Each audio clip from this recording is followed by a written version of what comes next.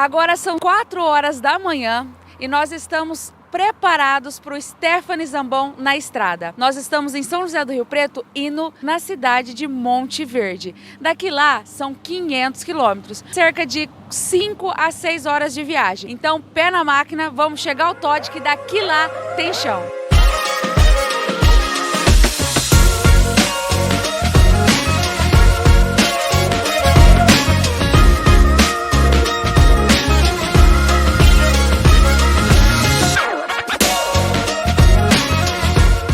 Monte Verde é um distrito do município de Camanducaia, estado de Minas Gerais. Seu nome lhe dá origem à família Grimberg, que chegou ao Brasil em 1913, que anos depois, através dos pioneiros Werner Grimberg e sua esposa Emília, deu nome ao distrito.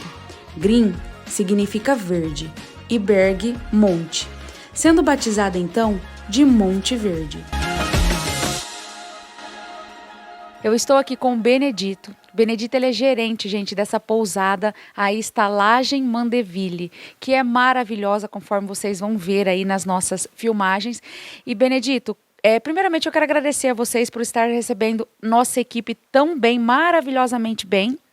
E eu quero que você conta para nós um pouquinho a respeito dessa estalagem. A Estalagem Mandeville hoje está bem localizado, estamos aí a 500 metros aproximadamente do centro, né? Com uma grande infraestrutura para atender bem aí os nossos públicos, tendo um grande privilégio, que é a linda vista para a montanha, como vocês vão estar apreciando aí, né?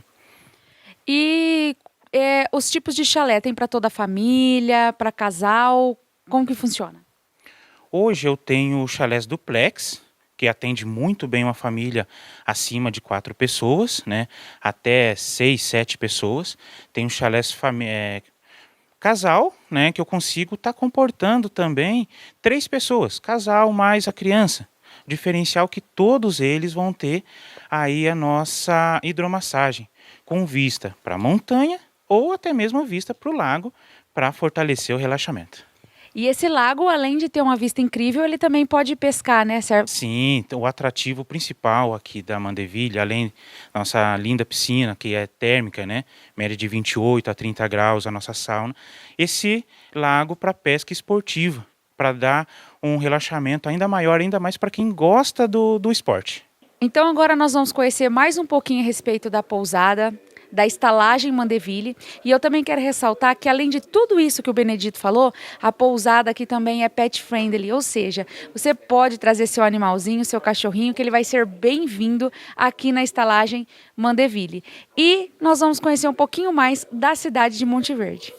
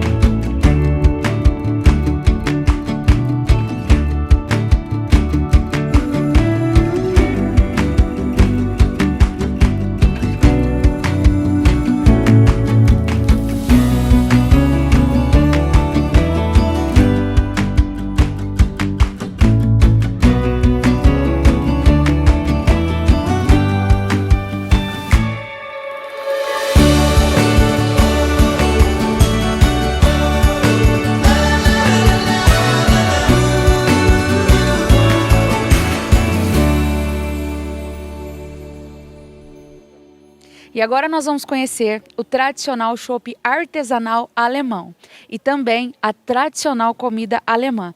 Vem comigo. Andando pelo centro de Monte Verde, fomos conhecer a produção da autêntica cerveja artesanal alemã. Fomos à cervejaria Fritz, que além da produção de cerveja, eles produzem o verdadeiro prato tradicional alemão.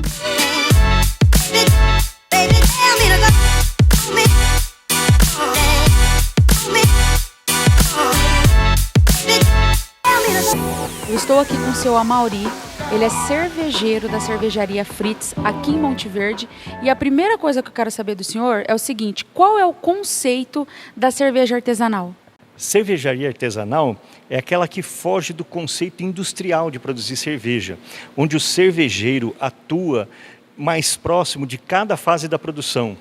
Enquanto nas grandes cervejarias você tem um processo muito automatizado, nas pequenas e micro cervejarias, o cervejeiro atua diretamente em cada fase da produção.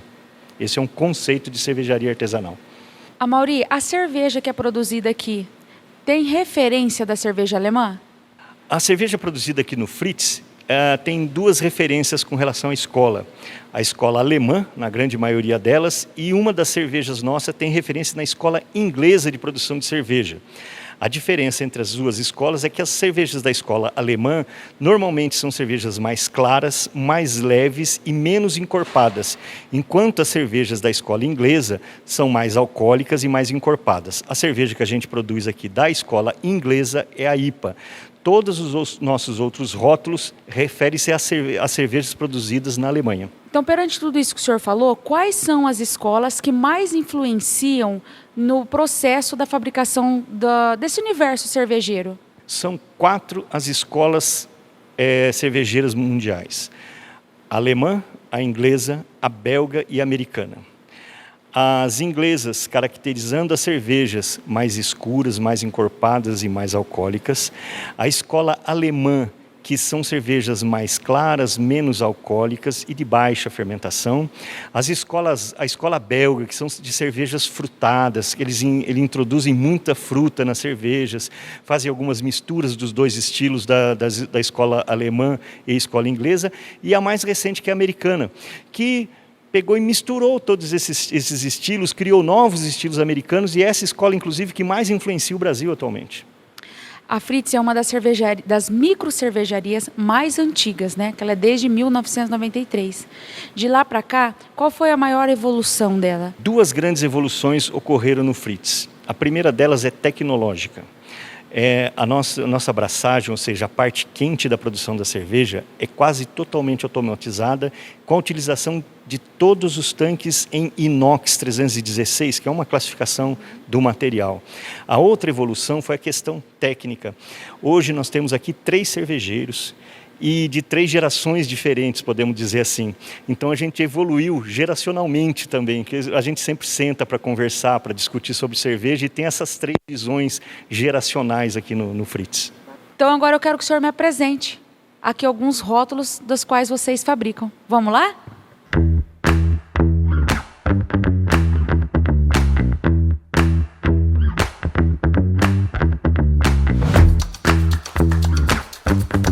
Aqui a gente tem as nossas 2 cervejas Pilsen, a Klar e a Natur. Qual a diferença das duas? A Klar passa pelo processo de filtração, então ela é uma cerveja limpa no olhar.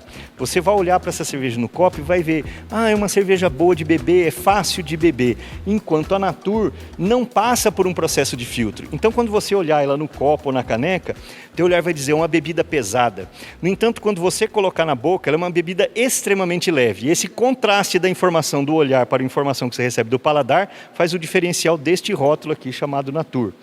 Nosso terceiro rótulo aqui é uma cerveja preta, Dunkel, uma cerveja do estilo Schwarzbier de cerveja. Ela é feita com uma parcela de malte torrado, o que garante um leque de aroma e paladar maior do que as Pilsen. Então, quem tomar uma cerveja escura sempre vai encontrar uma nota de café, uma nota de chocolate, aromas defumados, muita gente chama de cheiro de fumaça, né? Mas ela tem o mesmo teor alcoólico e o mesmo amargor das Pilsen, mas entrega todo esse leque de paladar e aroma. Depois vem a Oktoberfest, uma cerveja feita para a festa Oktober, que foi uma festa de casamento, onde os cervejeiros da região criaram esse estilo de cerveja, que é mais leve, mais baixo o teor alcoólico e mais baixo o amargor. Por isso que se bebe bastante. O drinkability dela é mais alto, só que ela é um tonzinho mais escura do que a Pilsen. O teu olhar vai te enganar de novo, você vai achar que ela é mais pesada que a Pilsen, mas ela é mais leve. E entrega no finalzinho um gosto de caramelo, para você ficar com mais vontade de beber ainda. Esses 2 rótulos aqui Chapéu do Bispo e Pedra Partida, é a nossa Bock e Doppelbock. Também cerveja sazonal que a gente faz aqui no inverno de Monte Verde, que é um inverno bastante rigoroso. E esses dois rótulos foram criados para que o cidadão de Embeck, onde ela foi criada, atravessasse o inverno com um pouco mais de conforto. O teor alcoólico maior traz um aquecimento para o organismo e mais conforto na época de inverno. Aqui, a nossa IPA. A cerveja da nossa escola inglesa de produção de cerveja. A IPA foi criada pela Inglaterra para enviar essa cerveja para a Índia, por isso que é Indian Pale Ale, para enviar para os colonos que foram colonizar as Índias. Ela tem um teor alcoólico mais alto e um amargor característico da IPA, que é um aroma frutado. Muita gente lembra de maracujá, casca de laranja, ela tem um aroma específico. E aqui a gente faz do jeito tradicional de fazer tradicional inglês de fazer cerveja, que é fazer uma dosagem de lúpulo a frio, uma técnica que a gente reproduz ela aqui na cervejaria também. Aqui a tradicional cerveja de trigo, né? A nossa tem uma medalha no rótulo, que ela foi considerada a melhor cerveja de trigo do Festival de Blumenau de 2019. E a cerveja de trigo é uma cerveja extremamente refrescante, ela foi criada para ser refrescante. Ela é mais carbonatada, teor alcoólico mais baixo, amargor mais baixo e bem carbonatada para ser quase friçante. E ela tem um sabor frutado, que para muita gente lembra banana, lembra maçã cozida, mas tem essa característica de ser bem leve para você beber bastante também. E por último, e não menos importante, né? A Kirsch. Kirsch quer dizer colônia, a cidade alemã, num dialeto antigo alemão. Foi criada para que, porque na verdade o rei aqui estava com ciúme de Pils, né? Pilsen, esse EN no final, quer dizer cidadão de Pils. E o rei pensou, peraí, por que ele tem uma cerveja e eu não? E ele chama os monges então e pede para fazer. A tarefa foi fácil, eu quero uma cerveja diferente de tudo que existe, mas tem que ser muito boa, saborosa e vai chamar Kirsch. É uma tarefa fácil. E eles fizeram realmente uma cerveja extremamente complexa, de aroma e de paladar. Dos nossos rótulos, é a mais complexa de aroma. E complexidade é diferente de intensidade. Intensidade é o amargor da IPA, o frutado da Weiss. Complexidade é não ter nada que sobressaia e misture todos os paladares. Porque aqui é uma mistura de maltes, uma mistura de lúpulos, que cada um pega uma coisa diferente do outro na Kirsch. Um pouco de cada, exatamente. E aqui terminam os nossos rótulos que a gente produz hoje. E aqui estão os nossos ingredientes básicos, que é o malte Pilsen, malte de cevada, né? Porque eu posso maltear outros grãos também, mas mais de 90% de cerveja vendida no mundo é de malte de cevada, esse grão, por uma questão técnica. Aqui o malte moído. Se você olhar de perto, você vai ver que as cascas estão preservadas, porque isso é importante para o processo cervejeiro. Aqui nós temos o lúpulo, uma planta que é colhida só a flor da planta, uma planta da família das trepadeiras, é uma planta dioica. Ela tem a planta feminina e a planta masculina. E a gente só usa a planta da flor feminina.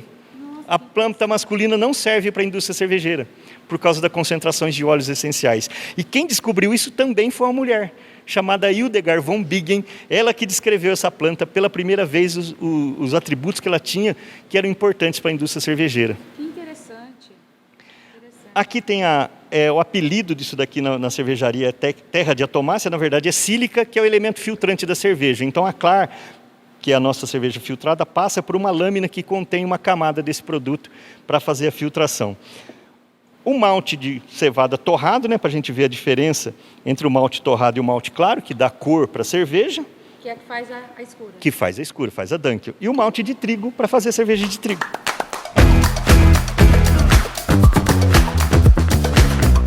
Diretamente do tanque.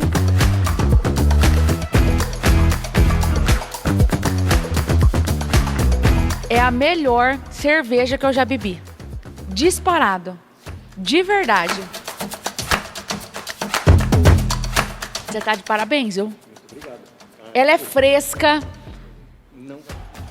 Não vai fruta, mas ela é fresca. Leve. O nome técnico desse sabor é crisp. É a melhor que eu já bebi. Tem jeito de levar esse barril aí pra casa, não?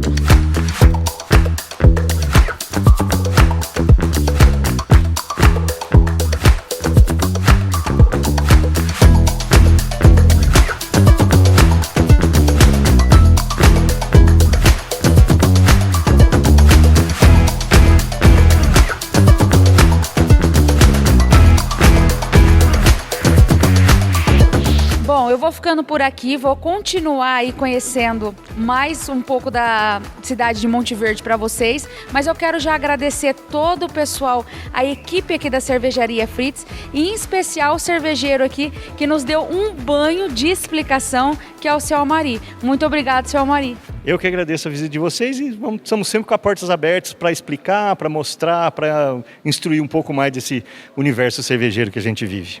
É isso aí. Bora lá conhecer mais um pouco de Monte Verde. A truta nada mais é que um peixe com escamas e muito conhecido e falado em Monte Verde. Aqui o trutário é artesanal e procura imitar da melhor forma possível o ambiente natural da truta, a fim de resultar em um peixe saudável e muito saboroso. Estamos agora aqui no Trutário de Monte Verde. Aqui são mais de 10 tanques, desde os alevinos até a truta adulta. Vem conferir.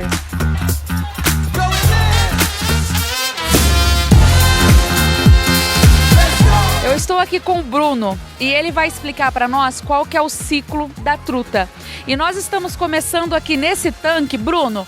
Por que nós estamos começando nesse tanque? Basicamente aqui é o começo de toda a produção. Elas são utilizadas estritamente só para reprodução. É feita aqui a desova, certo? Manual. Depois elas são passadas para o tanque dos alevinos mais embaixo. Essas trutas aqui vivem no máximo uns 3 a 5 anos e elas são usadas estritamente para reprodução. Nenhuma delas vão ser para abate.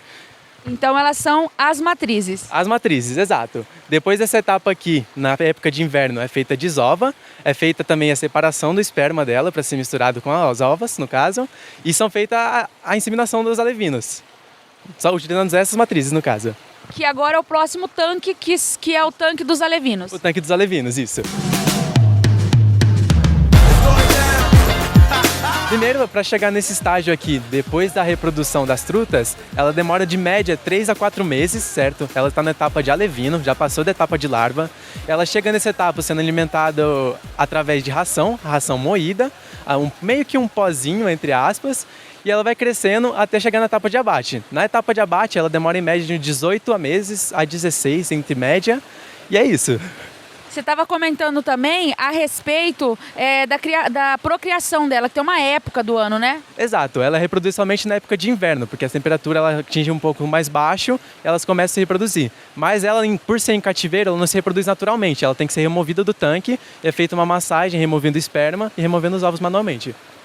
E a respeito da coloração, tem diferença? Porque eu vejo que algumas são uma cor, a outra é outra. Na verdade, a diferença de coloração seria que as azuis e amarelas são albinas, são mutações genéticas, entre aspas. Na natureza não é muito comum, é mais comum a coloração marrom. Por naturalmente elas serem mais claras, elas são mais predadas na natureza, mas por ser em cativeiro dá para ser controlado. E não é em qualquer água que ela dá certo, né? Tem uma temperatura exata? Sim, elas começam a morrer de hipertermia através da temperatura de 15 graus. Acima disso, já começa a morrer. E o máximo que elas chegam no inverno aqui em Monte Verde é 3 graus Celsius. É isso aí. Então agora nós vamos para o próximo tanque, que é qual? Tamanho de abate.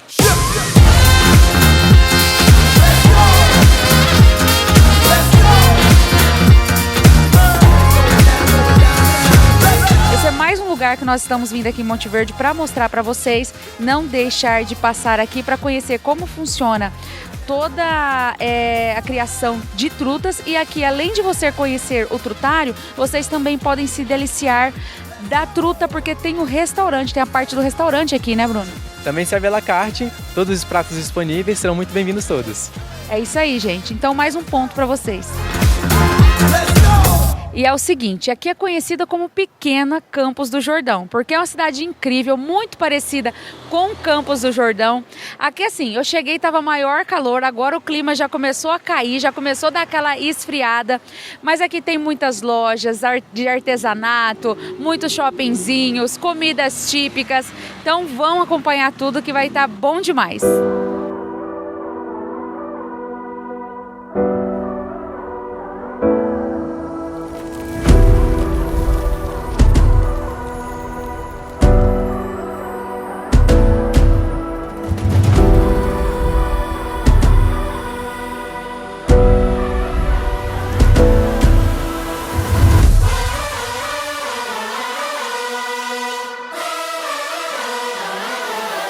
Vamos acompanhar agora um pouquinho da gastronomia de Monte Verde.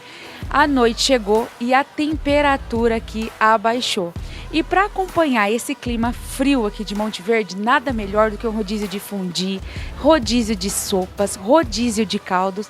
Vou mostrar um pouquinho para vocês de tudo o que rola na gastronomia de Monte Verde agora.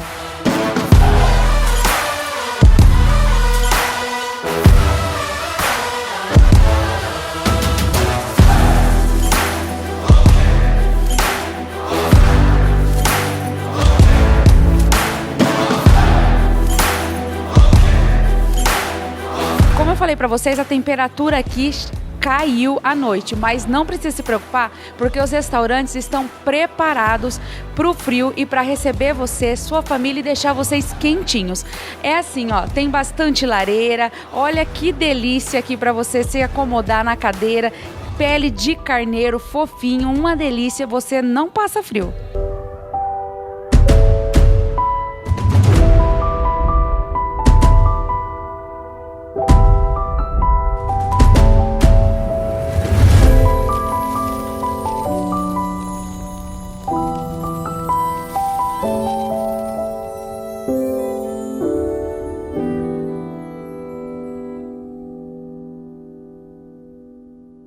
E veja no próximo bloco. Fui até a Fazenda Radical com o Marcelo da Trilha Verde Passeios e eu me aventurei no passeio de quadriciclo, além de desfrutar dessa maravilhosa paisagem no mirante. Gente, e não teve jeito. Bem que eu tentei fugir, mas eu desci da tirolesa de mais de 70 metros de altura. É no próximo bloco.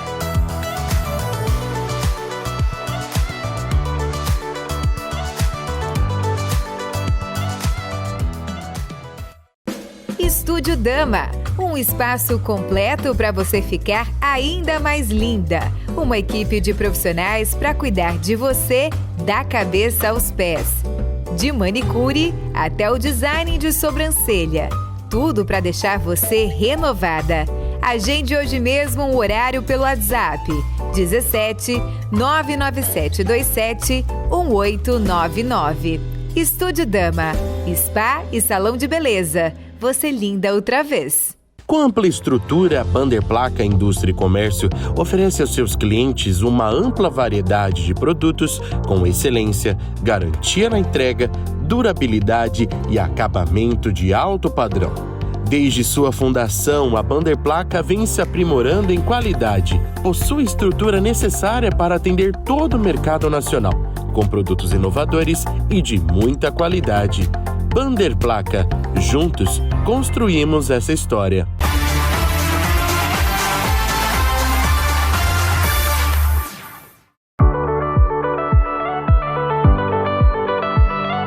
Nós estamos no segundo dia aqui em Monte Verde e hoje eu vou mostrar para vocês alguns dos passeios radicais que tem em Monte Verde para fazer. E para isso eu convidei aqui o Marcelo, que é proprietário da Trilha Verde, e hoje nós vamos fazer um passeio de quadriciclo. Marcelo, quero saber de você quais são as orientações e qual é o maior desafio para estar fazendo esse passeio.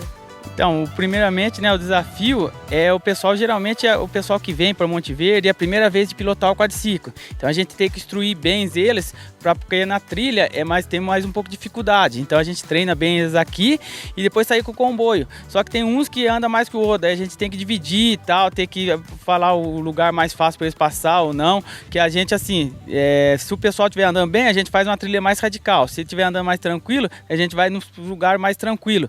Mas assim, geralmente é o pessoal da primeira vez. 70% é o pessoal que vem a primeira vez para andar de quadriciclo ou o TV. O TV é mais tranquilo, né? Que o TV é praticamente quase igual a um carro, então é mais tranquilo. Coloca na tração e já era. Já era, só adrenalina. É isso aí. Bora lá então levar eu fazer um passeio de quadriciclo? Vamos lá, vamos lá. É isso aí, agora vocês vão acompanhar.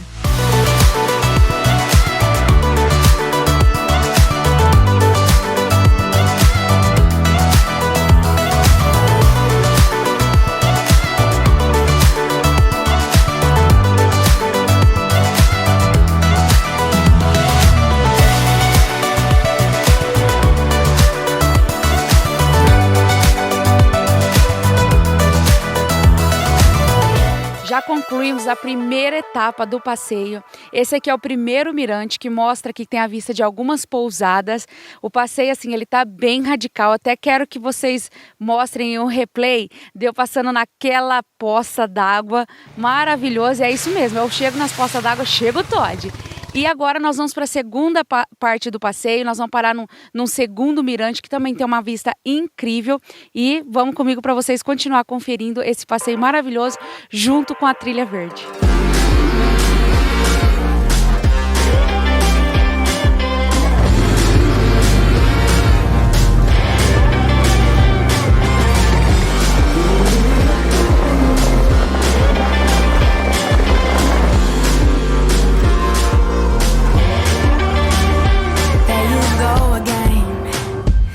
So handsome, oh you have your way, and it's making me weaken. You and your stardust, walking like that. It's really getting too much, but I can't pull back. Though I try to resist, I can't. Marcelo, nós chegamos aqui no segundo mirante, que tem uma vista incrível, e hoje o tempo tá maravilhoso. Mas e quando chove? Dá para fazer esse passeio também? O que você me fala? Então, quando chove, o pessoal que gosta mais de adrenalina, eles vêm nesse horário da chuva, porque dá mais adrenalina, mais aventura, né? Fica mais deslizante um pouco a trilha, mas é tudo feito com bastante segurança. Daí o pessoal gosta mais para passar na poça d'água, é mais adrenalina. E na descida ele desliza um pouco mais e na subida também. O pessoal curte bastante na chuva também. Ah, eu sou dessas, eu amo uma poça d'água.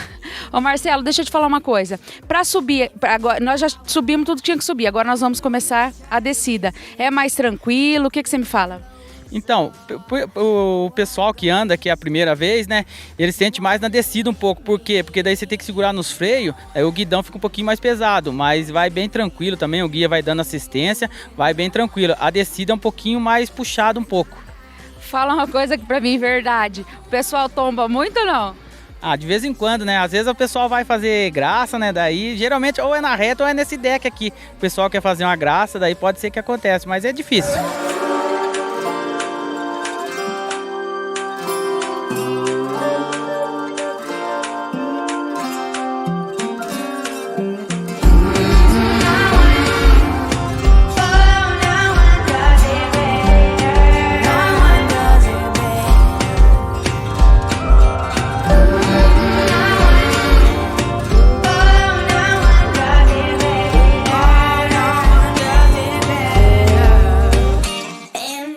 Agora nós vamos para a parte mais difícil do passeio, porque assim, subir é muito fácil, agora descer é outra conversa. E eu resolvi trocar, porque eu gosto de emoção, o quadriciclo pelo UTV.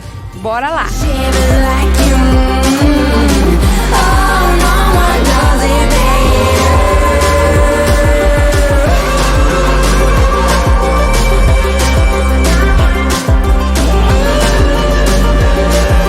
Estamos finalizando o passeio aqui, estamos quase chegando no ponto que a gente saiu e super indico, o passeio é incrível, muito radical, muito bacana e é isso aí, gente. Eu deixo aqui a dica para vocês com a Trilha Verde, para vocês fazerem esse passeio, para quem gosta de um passeio radical, fazer esse passeio aí com a Trilha Verde.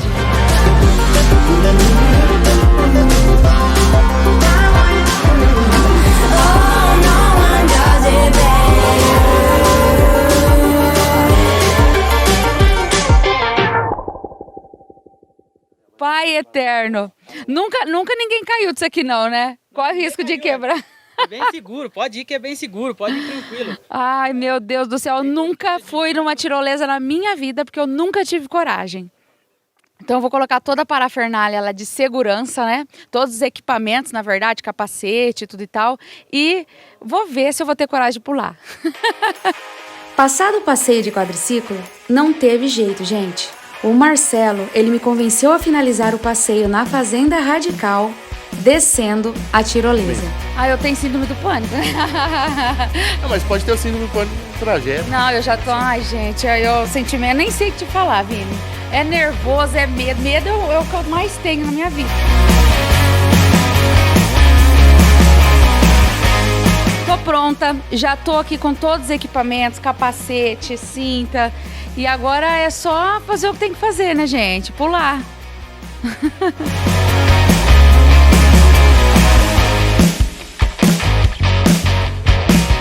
Meu Deus do céu! Deixa eu ver isso, gente. Meu Deus do céu, tem um buraco lá.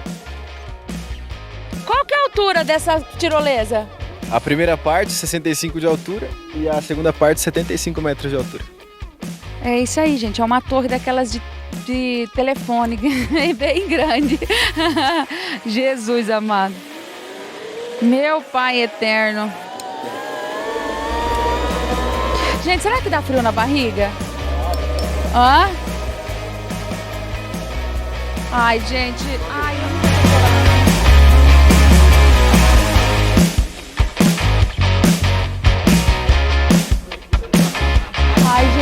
Ai, gente, vocês estão lá, gente, não precisava disso, viu?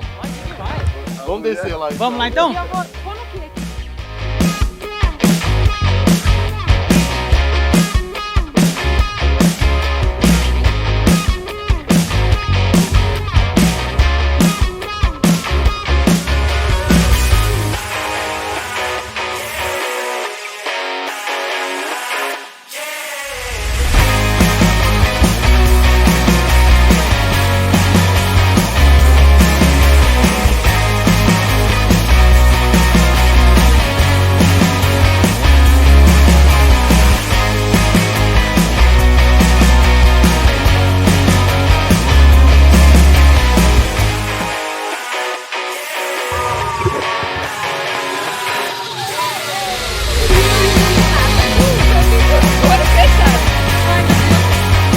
Legal, porque eu nunca fiz isso na minha vida, só que eu vim o tempo todo de olho fechado, não vi nada, eu abri o olho um pouquinho e aí eu fiquei desesperada e eu fechei de novo.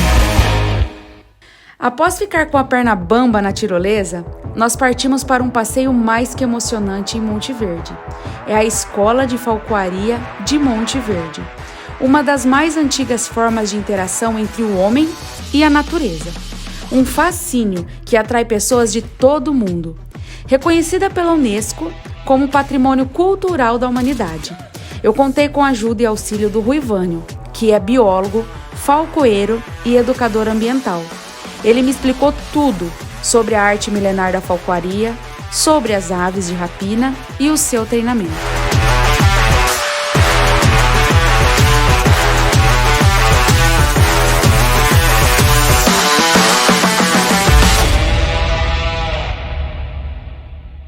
A parte mais importante do nosso trabalho hoje é demonstrar para todos que aqui vêm a importância de uma ave de rapina no ambiente natural. Porque se você retira um predador do seu habitat natural, a presa tende a aumentar muito o seu número e torna-se um problema. Então, quando um predador está num ambiente tranquilo, nós dizemos que o ambiente é equilibrado, certo? Então, uma ave de rapina está voando, olha, esse ambiente é perfeito, maravilhoso. Eu ouvi o senhor explicando ali que aqui é um dos únicos lugares que elas são soltas, né? Elas conseguem voar em liberdade. Com a nossa filosofia de trabalho, hoje, nós dizemos que nós somos quase os únicos do Brasil. É claro que em Pomerode também tem, Bento Gonçalves também tem, a Foz do Iguaçu agora também tem, mas com uma filosofia diferente da nossa. Todos esses lugares que eu citei, as aves voam livres, como a prática da falcoaria manda, entendeu? Sim. Mas a ideia primeira do nosso trabalho aqui é um tipo de sensibilização para esse fim. Qual que é o principal objetivo da atividade que vocês realizam aqui? A princípio, lá no ano de 2016, o nosso principal objetivo era realmente a reabilitação de ave de rapina.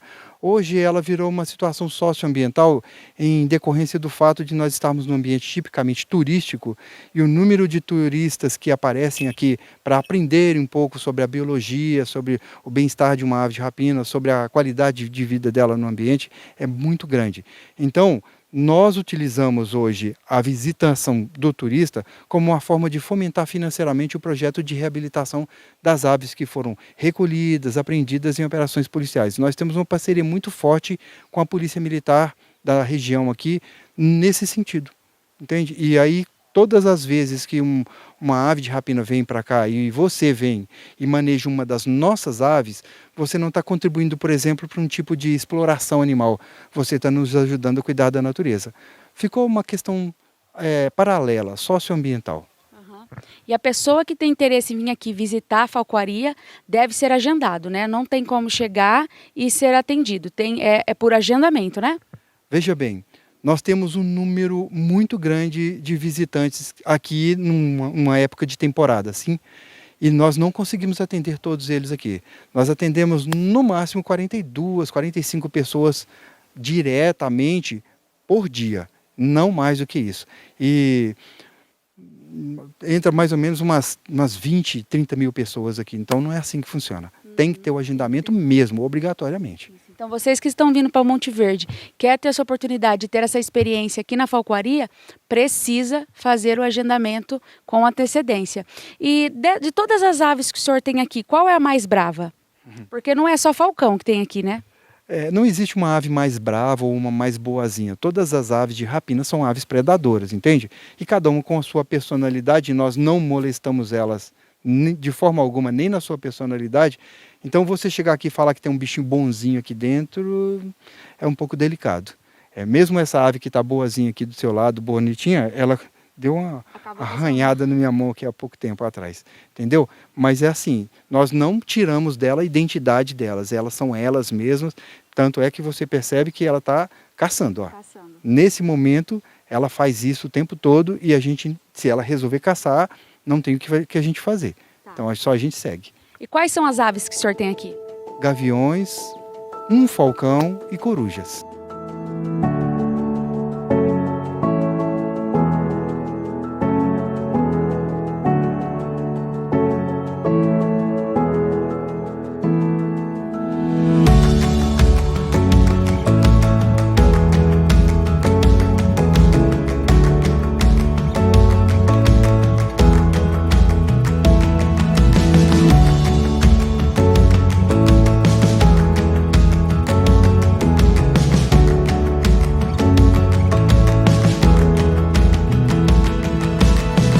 Então aqui, gente, é mais uma opção de passeio aqui em Monte Verde. Então vocês que estão visitando Monte Verde, não deixe de passar na falcoaria, faça o agendamento, é fácil, tem Escola Falcoaria, né?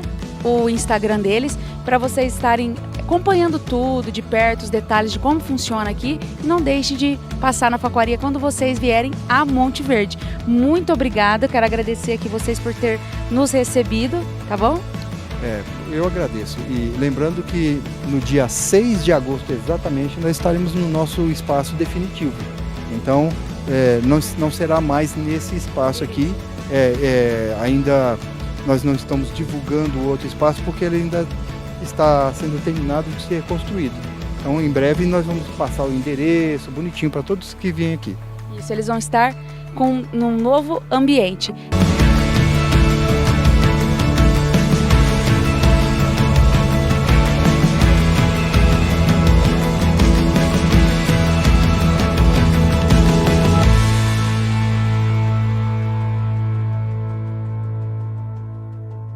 Nós vamos para um rápido intervalo e no próximo bloco você vai conhecer o seu Arthur. Com ele nós vamos explorar as histórias da Fazenda Esperança, simplicidade e muita emoção. Aqui no programa da Stephanie, no próximo bloco.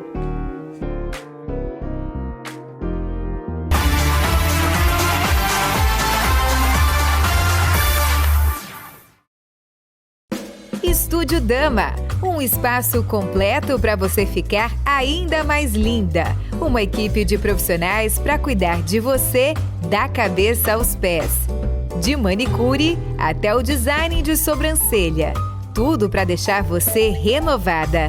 Agende hoje mesmo um horário pelo WhatsApp 17 99727 1899. Estúdio Dama, spa e salão de beleza. Você linda outra vez. Com ampla estrutura, a Bander Placa Indústria e Comércio oferece aos seus clientes uma ampla variedade de produtos com excelência, garantia na entrega, durabilidade e acabamento de alto padrão.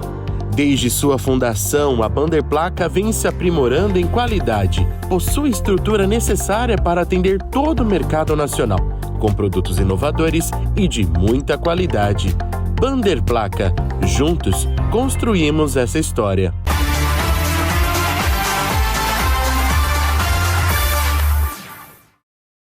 Monte Verde nos leva a viver numa cidadezinha com um ar de estilo europeu.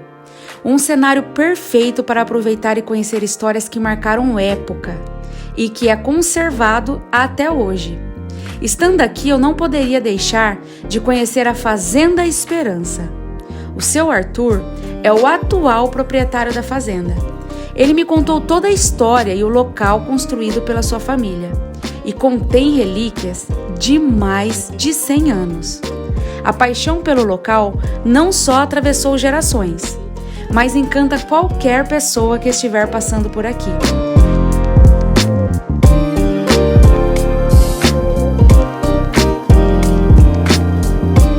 Tudo bem com o senhor?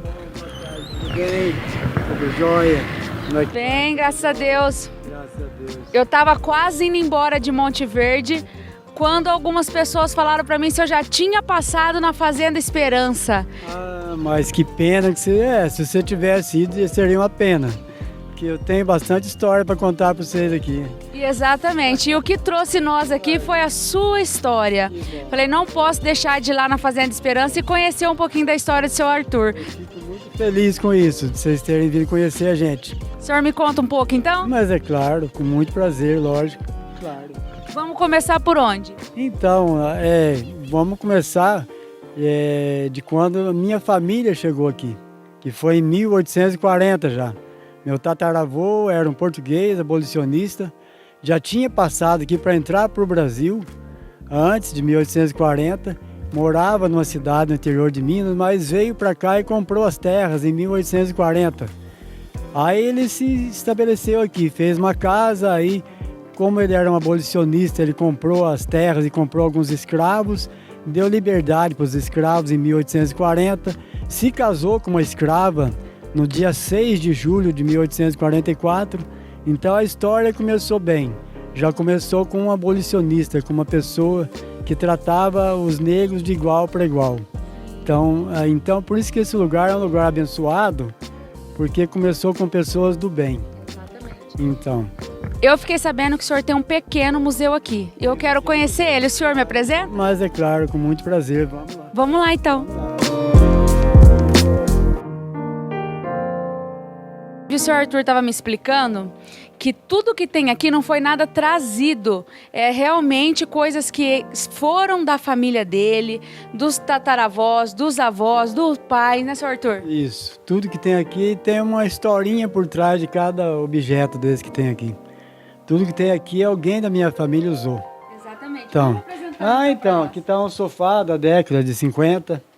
Antes de existir a espuma, que era algodão, crina de cavalo e juta. Sofá da década de 50, não existia espuma ainda. Então, mas ainda é confortável, você pode sentar que ele vai te dar conforto. Deixa eu sentar nesse sofá aqui, gente, porque ó, olha, macio, viu? Macio, o sofá da década de 50 não é sempre que a gente encontra para sentar. Para ouvir o Zé Bétio. Meu pai era ouvinte do Zé Bétio. Todo dia de madrugada levantava às 4 horas da manhã, ligava o rádio no Zé Bétio. Enquanto ele ia fritando os ovos lá para a gente comer frito com farinha e café, a gente ia escutando o Zé Bétio. Que legal! Uma foto Essa foto da década de 30. Essa foto é de 1936. Quando meu bisavô tinha falecido, ele estava dividindo o gado da fazenda São José. É uma outra fazenda que é de um primo meu lá perto da Fernão Dias, lá embaixo. Então, esse dia ele estava dividindo o gado entre as famílias. Tava um monte de gente no alpendre, na varanda, na janela, e tinha 2 pessoas embaixo apartando o gado. E registraram o momento. Registraram o momento, em 1936. Que legal, muito bom. Aqui está uma gamela que era... antigamente as carnes eram conservadas ou no sal ou na gordura. Então essa aqui era uma gamela de salgar carne. Certo. Você punha carne, fazia o charque, depois punha no sol e fazia carne de sol. Então era para fazer a carne de sol que usava essa gamela. Você punha a carne de molho no sal, depois punha no sol para enxugar, desidratar e fazer a carne seca, a carne de sol. Aqui é um pilão. O pilão que é da minha mãe, de quando a minha mãe casou, de 1942, esse pilão. Então já tem mais de 80 anos já. Arado. Arado de boi.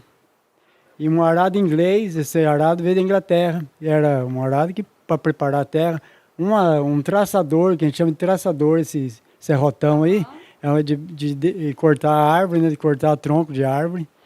Uma gamela de cozinha, para fazer pães, para fazer pamonha. Então essa é uma gamela que tinha que ter na cozinha. As pessoas que não tinham água encanada também usavam a gamela para lavar vasilhas. Aí você punha água e... Lavar louça. Lavar louça, era. Mas aqui, como a gente tinha água encanada, não usava para isso, usava para fazer pães, fazer massa. E aqui tem os diferentes tipos de ferro da época. Os ferros são gerações diferentes. Geração 1, 2 e 3. Esse aqui esse é o primeiro, da Mimoso, que talvez seja uma das primeiras metalúrgicas do Brasil, a Mimoso. Gente. Esse ferro. Então esse você tinha que assoprar aqui atrás, para você poder acender a brasa de novo quando estava apagando. Esse outro você já fazia aquele movimento assim, aí acendia de novo a brasa. A brasa às vezes estava apagando, para você avivar a brasa, você fazia assim. Aí passar. Aqui é uma cuscuzeira, que é para fazer cuscuz, né? Que isso aqui você põe na panela com vapor. Por isso que ela tem os buraquinhos, os furinhos, para entrar o vapor e cozinhar o cuscuz. Tem uma cuscuzeira que era da minha mãe, quando minha mãe era moça ainda. Lamparina, que a gente tinha energia elétrica, mas depois que a gente desligava a luz, aí você usava lamparina ainda. Tá vendo aqui? Gente, que interessante. Olha aqui a lamparina, que interessante. Era só pôr o paviozinho, querosene, que era um lampiãozinho bacana. Esse aqui é um debulhador de milho da época do avô meu, de 1903, tá vendo aqui? Ó. Esse veio dos Estados Unidos aqui. Tudo que era de metal, a maioria vinha de países de fora, né? Ou da Europa ou dos Estados Unidos. Isso aqui é uma cacheta, uma caixinha de guardar o doce. De araucária. De araucária, mas na região nossa, como não dá goiaba, não dá manga, aqui é uma região gelada. Nós já tivemos temperatura muito baixa aqui, 17 graus até abaixo de zero aqui. Então aqui produz marmelo, pêssego, pera, tá preso. Aí... minha mãe usava, tinha uma meia dúzia dessas e enchia todo ano elas de marmelada e pessegada, que é o doce tradicional nós aqui, marmelada e pessegada. Que legal, interessante. Então, aqui tá um moedorzinho, né? Moe carne, moe qualquer coisa, café, milho. Mas minha mãe usava para moer carne e fazer linguiça. Um estribo dessa cela feminina. Então, essa cela, ela tem 118 anos. Essa cela é uma cela feminina, que meu avô mandou fazer para minha avó em 1905. Toda mulher tinha que ter, se quisesse andar em cima de um cavalo, tinha que ter o cilião, chama cilião. Você andava de lado. Porque antigamente as mulheres não andavam de calça comprida, a mulher andava de vestido ou andava de saia. Então, para poder a mulher subir em cima de um animal, tinha que ter essa cela. E o pé esquerdo no estribo e a perna direita vinha aqui. Então a mulher não podia nem sonhar em montar a cavalo igual um homem, com uma perna de um lado e outra do outro. Então assim que casaram, meu avô foi na selaria e mandou fazer para minha avó. Presenteou com essa cela em 1905. Aí aqui nós temos baú, nós temos outra cela. Veio o enxoval da minha avó. Esse baú veio o enxoval da minha avó em 1905. Isso é uma peça que veio de Portugal também. Isso aqui não foi fabricado no Brasil. Papel por dentro, que na época não tinha papel no Brasil, e lata por fora. E a madeira é pinho de riga, essa madeira tem na Europa. E a lata, aí é coberto de lata. Que lindo, todo personalizado, com florzinha. Já pensou chegar um enxoval? Que lindo, né? De 1905 também, 118 anos. Essa era a cela do meu avô, o marido da minha avó. Tem até o nome dele aqui. Ele mandou fazer personalizada essa. O nome dele, o nome do fabricante, Antônio Baratelli, e o nome da Bragança Paulista. Que legal. Aí nós temos capa de chuva, tesoura. Chama de capa gaúcha, que é do meu pai, que é fabricada lá no Rio Grande do Sul até hoje. Essa tesoura meu avô comprou em 1926. Ia casar a primeira filha, aí foi em Bragança comprar um enxoval para minha tia se casar. Aí achou a tesoura numa loja e comprou para tosar os animais, tosar a tropa, cortar a crina dos burros, dos cavalos. Mas ela veio da Suíça.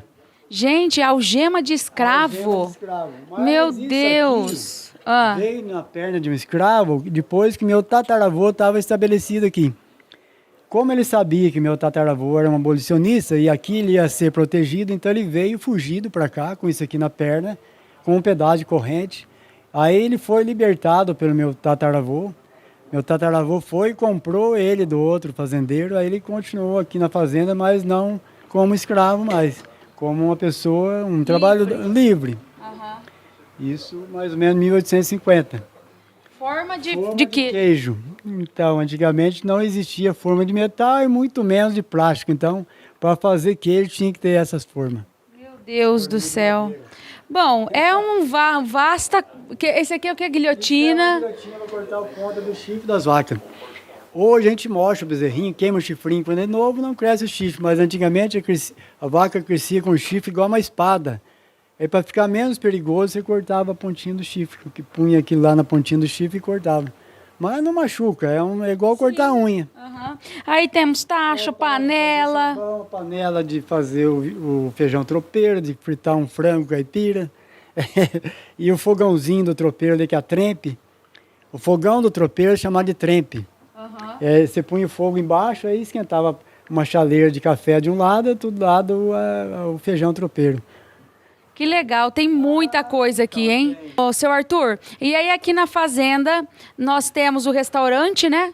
Que atende ao público. É de quarta a domingo, e nas férias e feriados a gente atende todo dia. E a gente serve uma comida simples, mas uma comida bem feita.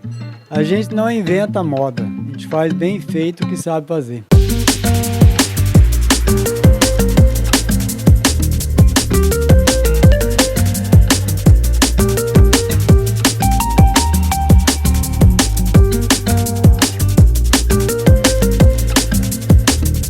Arthur, explica pra mim qual que é o objetivo do monjolo. Então, o monjolo, ele é para fazer fubá.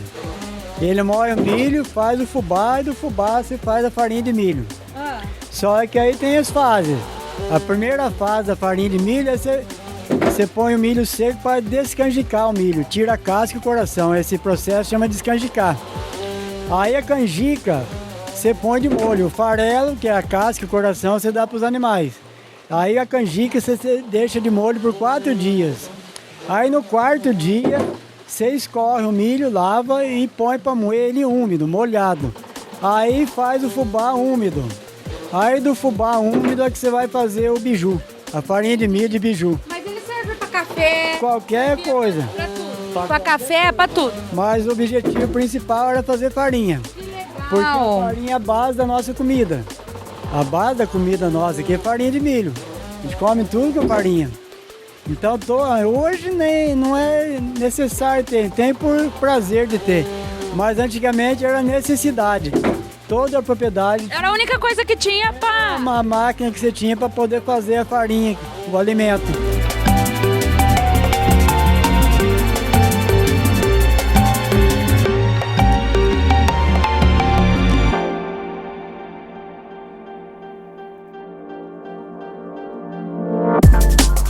Esse daqui é a trapizonga. Qual que é a diferença do monjolo para trapizonga? Então, na verdade, a trapizonga se aproveita mais a força da água ainda.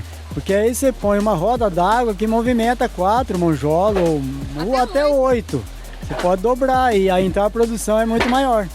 Apesar de eles serem pequenos, mas vai produzir muito mais porque se aproveita a mesma água, toca 8 monjolos. Lá a água vai tocar 1 monjolo. Que legal. Mas a função é a mesma. Ele vai pilar do mesmo jeito, qualquer coisa que você põe ali.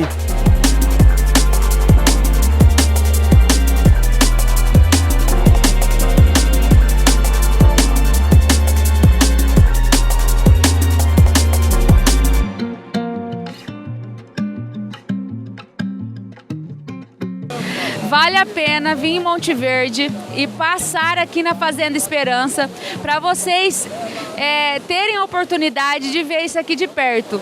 Eu vou colocar o microfone aqui e vou ver se vocês conseguem ouvir o som que é maravilhoso dessa cachoeira.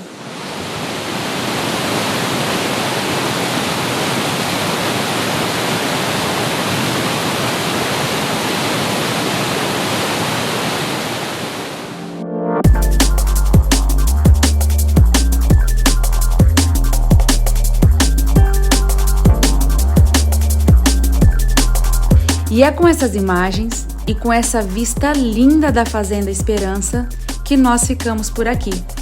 Claro que eu não poderia deixar de agradecer ao seu Arthur. Né, seu Arthur? Pois é, eu gosto de contar a história da família, a história da gente. E se vocês vieram para ouvir a história, eu fiquei muito feliz. Obrigada, Monte Verde. E para vocês aí de casa, até a próxima semana.